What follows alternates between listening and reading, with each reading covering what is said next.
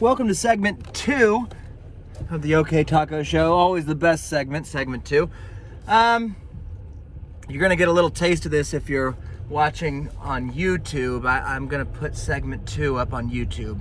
I should probably put like an introduction video or something as the first video for the OK Taco. Maybe like a picture of the trailer, you know, or a video of the trailer. I guess is more accurate.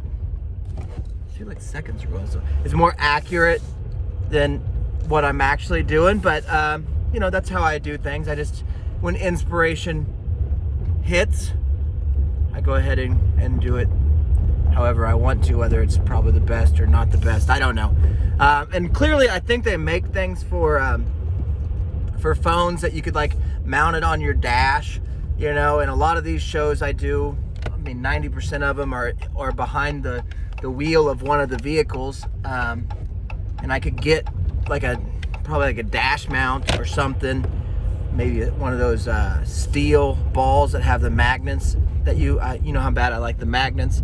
I could do that, and I could probably, I think they even make microphones that you can hook into your phone that probably have better audio quality, and I don't even know like if this video is gonna be picking up from the truck microphone. That's the crappy thing about Bluetooth, dude. You never know where, like, you never know where you're talking to.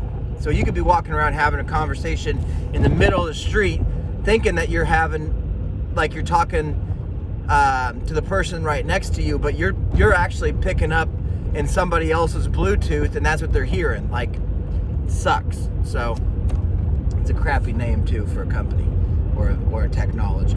Nobody's ever talks about that either. That it's, why are we calling it Bluetooth? Do the people at Blu-ray make Bluetooth? Did they invent that? Why is it called Bluetooth? I still don't understand that. But anyways, segment 2 is not really where we discuss technology. Segment 2 is where we discuss usually traffic, because I'm in the middle of it.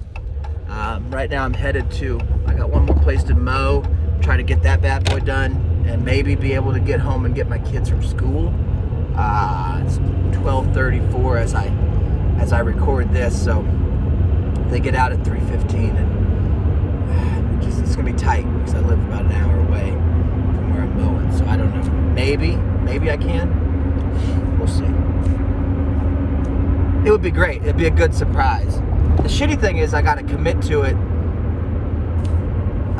a little bit in advance, because I can't just, ever since, I don't know if I should blame Columbine for this, but I will.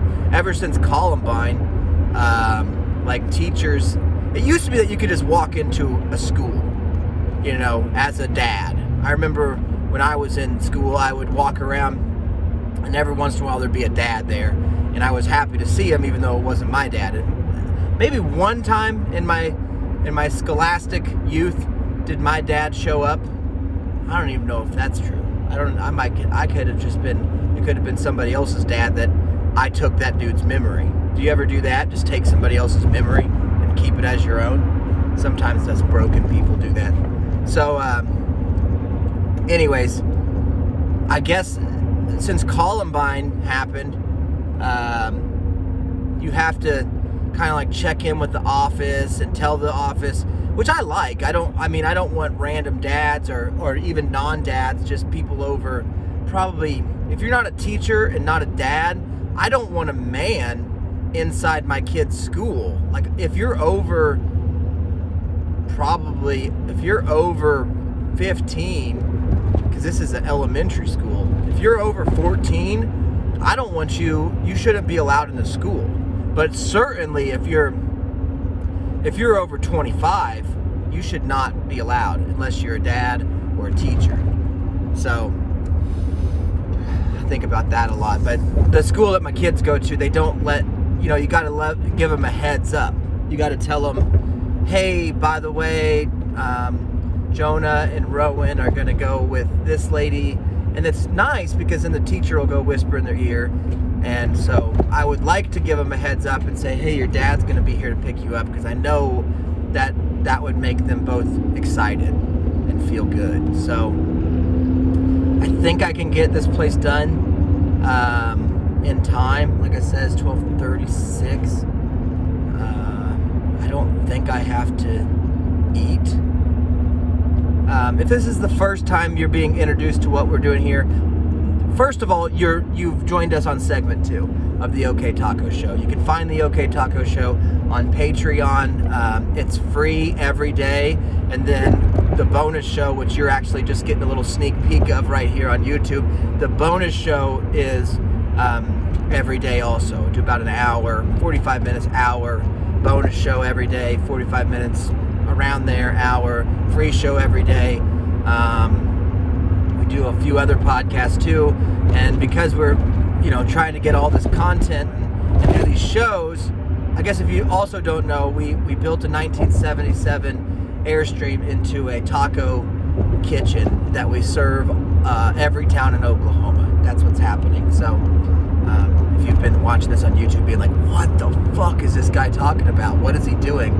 I'm in the middle of the podcast that we do that's based out of the idea of the 1977 Airstream. We deliver tacos, but we are also trying to deliver comedy. We try to deliver a talk show. We try to deliver a podcast to these people. So that's what I'm doing. And I also run a landscaping company back in Wichita. So a few days a week I have to come back up and mow. And so anyways, this is segment 2 of the bonus show, and I'm in between mowing jobs, and that's what happens. So if you want to fucking catch up, there's a million shows you can listen to, and I explain everything, and you'll get it. But I want to start doing some stuff on YouTube, but I don't know what to do, because I don't do like stupid clips of, I can't just cut portions of my stand-up and put it out and be like, subscribe. I don't do that shit. And everything I do is usually while I'm driving, so we don't have like a studio or anything that we do this show out of. So right now I'm in White Lightning Studios, and we have Gold Thunder Studios, and we have Big Red Studios, but those are just the names of my trucks. So it's not even a real studio. So anyways, now you know what's going on. Hopefully you like it. Hopefully you subscribe. Get up on that Patreon. If you're local, or if you're in Oklahoma even, and we haven't been to your town yet, you can follow our journey there on Facebook at the OK Taco Company. We're on Twitter too, I think at OK Taco Show, and Instagram at OK Taco Show. So follow it all. But the most important thing is listen to the show on Patreon or here on YouTube if I ever pop in with segment 2. So is that enough? That should be enough for people to understand kind of what I'm doing. I built a food truck with my cousin Shannon. We've done a comedy show called Those Guys from Wichita for the past 11 years. We have listeners all over the country. We have very passionate listeners and supportive listeners that sign up for our Patreon. We wanted to do a show every day, so we built the taco truck, and we do a show every day. But technically I do it wherever I'm at, whether I'm in the taco truck or not. I just like doing a show. So anyways, that should be enough if you're a YouTube guy and you're watching this. So on segment 1 I was talking about costumes, adults, Halloween's costumes, and how I felt about that. Segment 2 probably won't discuss that, because I kind of feel like I got everything out as far as my opinions about that. I don't know. I shouldn't treat people differently or think differently just because they dress up. I understand that that's a problem, and I'll try to work on it. I understand that I don't know everybody's situation, but I shouldn't just immediately have a negative thought. Now the good thing is I don't post it. You know what I mean? Like, if people all the time will do stuff like sometimes I'll get on social media and I'll see a picture of a family, like mom, dad, kids, sometimes even a dog, and when I see it, my initial thought is, I don't want to see this shit. But then I realize, like, oh, that's their social media. And I don't comment like, we get it, you're happy. You know, we get it. You have the perfect life. Thank you for rubbing it in. We get it. I don't post that. I feel it, but I don't post it. I think a lot of times people will post the shitty comment, and especially if it's a celebrity. I don't think people do it to like family, friends, and stuff that much. But I think that people, for celebrities, they will do that. They will say stuff that is mean. Like somebody could put out a thing like, here's my new song, you know, and somebody would be like, your fucking album sucks. It's like, okay, I mean, what? Here's a picture of me and my wife. You know, if it's like Luke Combs or whoever, Jason Aldean, like here's a picture of me and my wife. Oh, you fucking suck. You should never be anything. You're a shitty motherfucker. What the fuck? So I see those comments. I think I'm better.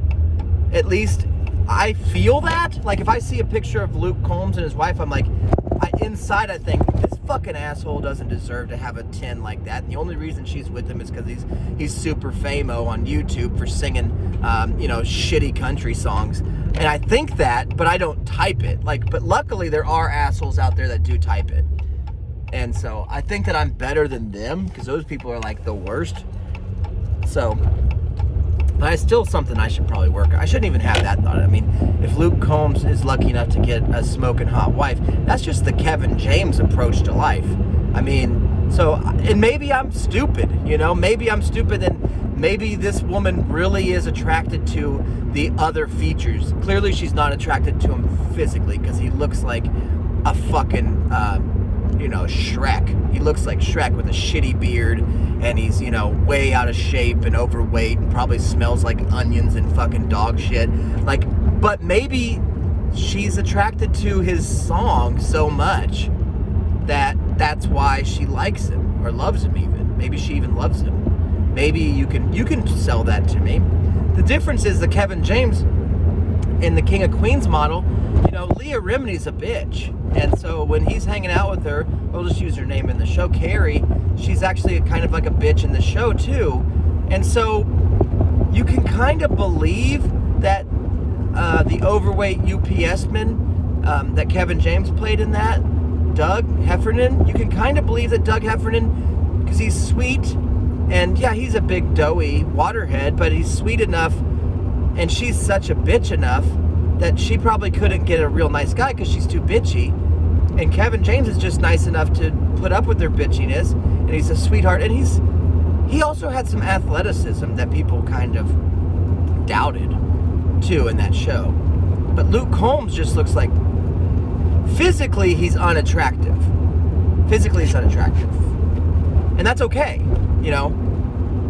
But I hate it when people are like, oh yeah, I've always loved him. No, you didn't. You are a Victoria's Secret model. You don't love anybody except yourself. So stop saying that. And you realize that your looks will fade and your body will fade as you get older, which maybe they won't, because if you get the right guy, you can go, you know, you can be the J-Lo model as far as be in your 40s, maybe even your 50s and still be desirable, which is unheard of, really. You think about it in history. Once a woman in history got to like 40 or 50, people did not like even associate themselves with women that were that old.